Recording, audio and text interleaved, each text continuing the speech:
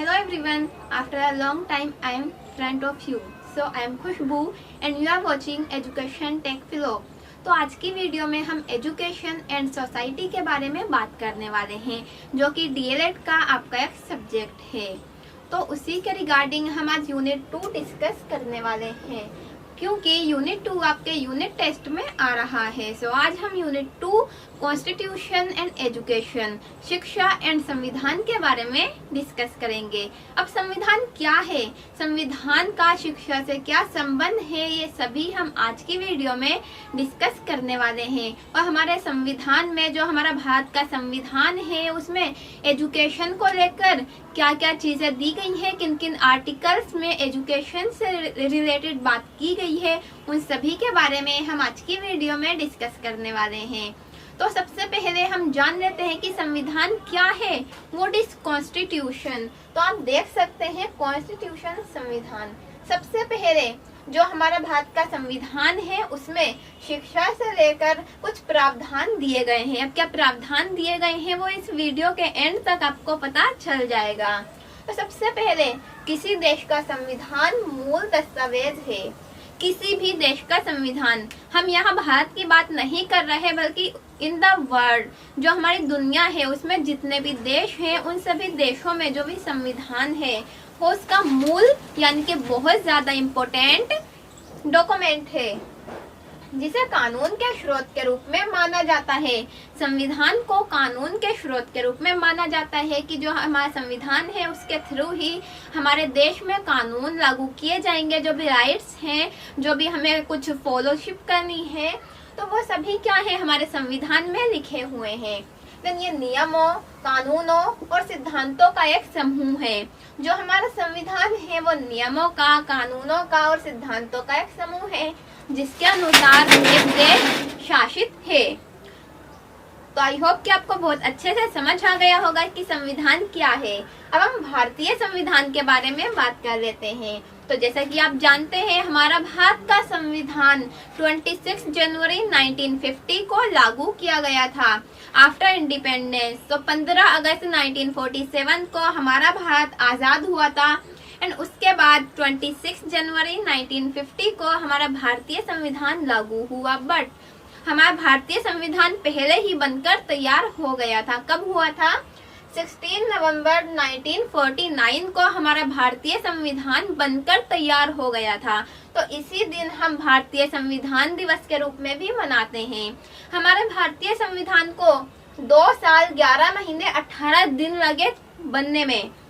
और जो डॉक्टर भीमराव अंबेडकर हैं, उन्हें हमारे संविधान का पिता भी कहा जाता है। तो इस बात को आप बहुत अच्छे से याद रखें।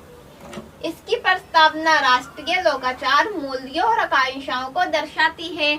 आपने 12th क्लास तक पढ़ा होगा, तो आपकी जो एसएसटी की बुक है, उसमें फर्स्ट पेज ही आपने देखा होगा, भारतीय संविधान की प्रस्तावना होती है कुछ इस तरह से। मैं भारत के संविधान में, उसमें काफी सारे वर्ड्स होते हैं, तो वो आपने पढ़ा होगा अच्छे से।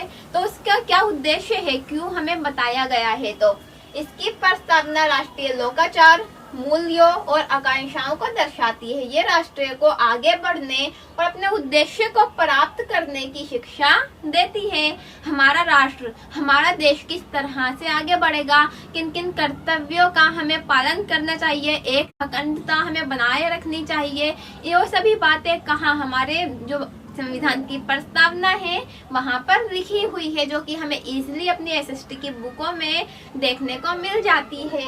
उसके बाद अब आता है शिक्षा के संबंध में संविधान। तो शिक्षा के संबंध में संवैधानिक प्रावधान क्या क्या है, अब हम उसके बारे में बात करेंगे। फर्स्ट ऑफ ऑल, संवैधानिक प्रावधानों ने विभिन्न स्तरों पर शिक्षा पर प्रत्यक्ष और अप्रत्यक्ष असर डाला है। जो संवैधानिक प्रावधान है, उसके थ्रू हमारी जो एजुकेशन है, उस पर डायरेक्ट और इनडायरेक्ट प्रभाव पड़ा है।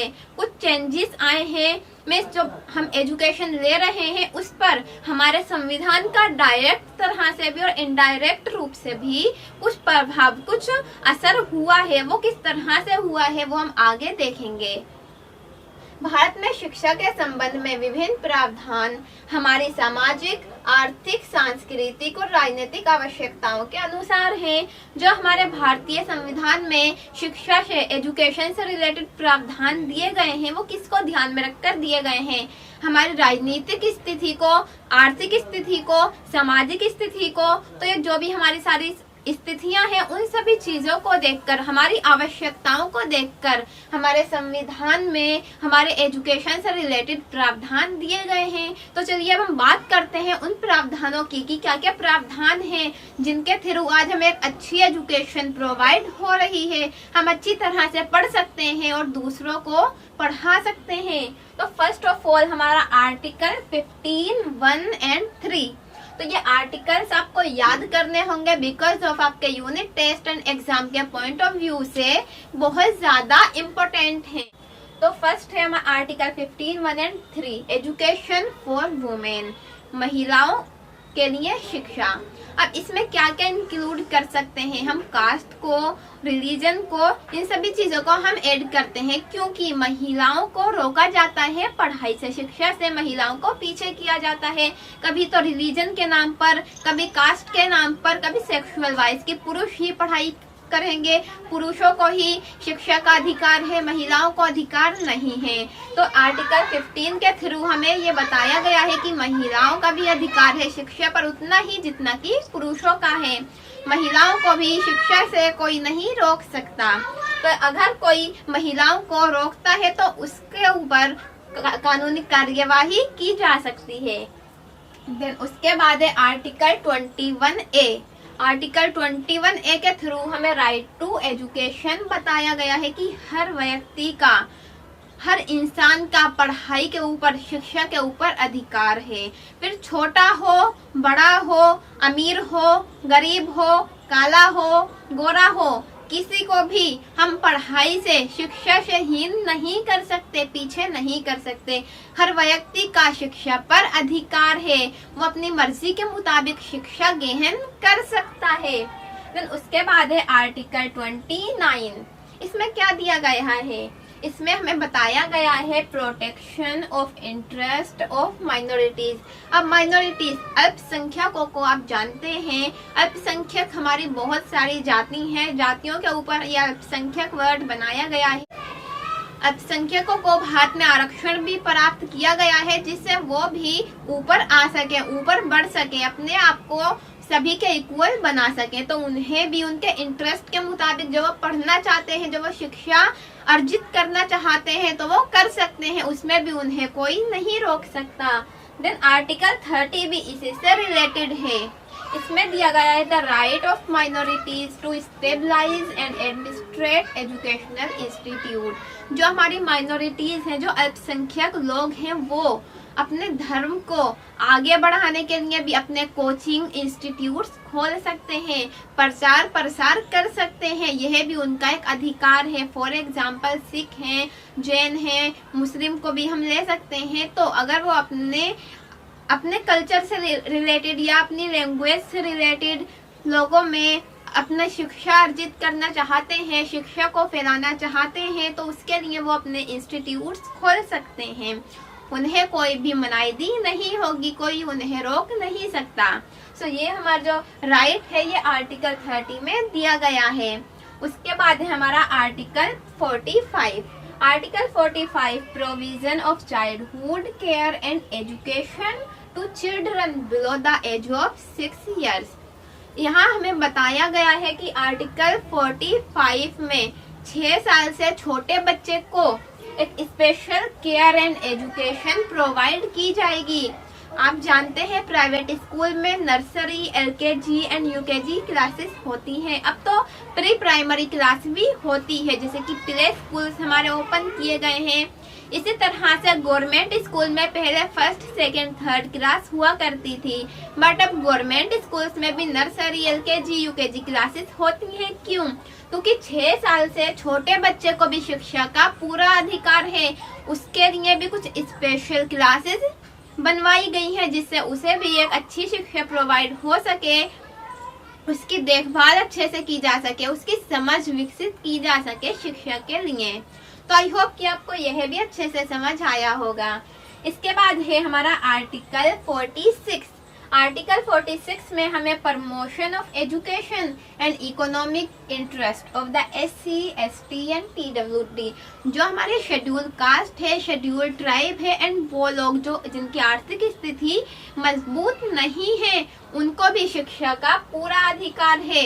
उनको भी इकोनॉमिकली, एजुकेशनली पूरे प्रावधान दिए गए हैं, जिससे वो भी और लोगों के लिए बराबर आ सकते हैं, और लोगों के समान आ सकते हैं। जैसे हमने अल्पसंख्यकों के बारे में बात की थी कि उन्हें आरक्षण प्राप्त है, इसी तरह से ये जो कास्ट सिस्टम है, यहाँ पर भी गवर्नमेंट के थ्रू, संविधान के थ्रू आरक्षण प्राप्त है, जिससे उन्हें पीछे ना जा सके, पिछड़ा वर्ग ना रहकर बल्कि सभी के समान हो सके। उसके बाद है हमारा आर्टिकल 51A। आर्टिकल 51 में हमें fundamental duties to provide opportunity for education, जो हमारी फंडामेंटल ड्यूटीज हैं, जो हमारी मौलिक कर्तव्य हैं, उनके थ्रू हमें अपॉर्चुनिटी दी गई है एजुकेशन के लिए। जो हमारे फंडामेंटल ड्यूटीज हैं उसमें हमें एजुकेशन प्राप्त करने के लिए हमें इंस्ट्रक्शंस दिए गए हैं कि हमारा ये कर्तव्य है कि हम शिक्षा को हासिल करें। उसके बाद article 350A, instruction in mother tongue and primary stage.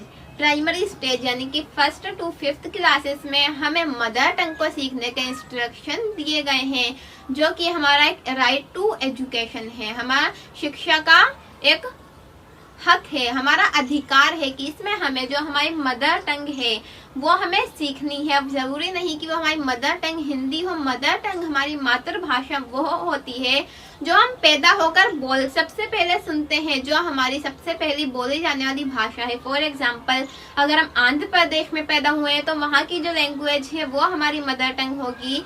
अगर हम बिहार में पैदा हुए हैं तो वहाँ की जो मदर टंग है वो हमारी मदर टंग होगी। तो इसी तरह से जो भी हमारी मदर टंग है, तो प्राइमरी स्टेज पर हमें वो सीखने का अधिकार है, उसके लिए कोई हमारे लिए रोक टोक नहीं होगी। उसके बाद आर्टिकल 51 हमारा लास्ट आर्टिकल है, जो कि हमारा एजुकेशन से रिलेटेड है। इसमें हमें promotion of the Hindi language, ये हमारा एक अधिकार है कि हमें अपनी मदर टंग के साथ साथ हिंदी लैंग्वेज भी सीखनी है। क्यों? क्योंकि हिंदी जो है हमारी भाषा है, जो हमारे भारत की जो हमारी राष्ट्रीय भाषा घोषित की गई है वो है हमारी हिंदी। तो हमें राष्ट्रीय भाषा को सीखने के भी एक अधिकार है कि हम अपनी मदर टंग तो सीखेंगे, साथ में हम हिंदी भाषा के और भी अपना इंटरेस्ट डेवलप करेंगे। सो आई होप कि आपको ये सभी चीजें बहुत अच्छे से समझ आ गई होंगी। कॉन्स्टिट्यूशन एंड एजुकेशन, संविधान और शिक्षा का क्या संबंध है वो आपको बहुत अच्छे से समझ आ गया होगा। संविधान क्या है, क्यों ये हमारे लिए जरूरी है, भारतीय संविधान क्या है, कब लागू हुआ था, तो वो सब भी आपको बहुत अच्छे से पता चल गया होगा। तो संविधान शासन को सुचारू रूप से चलाने का एक तरीका है। आई होप कि आपको चैप्टर बहुत अच्छा लगा होगा। देन उसके बाद हम बात करेंगे डिसेंट्रलाइजेशन इन एजुकेशन। तो आई होप कि इससे रिलेटेड आपको कोई कंफ्यूजन नहीं होगी। अगर किसी को कोई भी कंफ्यूजन होती है तो वो कमेंट बॉक्स में कमेंट करके मुझसे क्वेश्चन पूछ सकते हैं। सो मिलते हैं फिर अपनी नेक्स्ट वीडियो में। आज की वीडियो में बस इतना ही। Thank you for watching education take.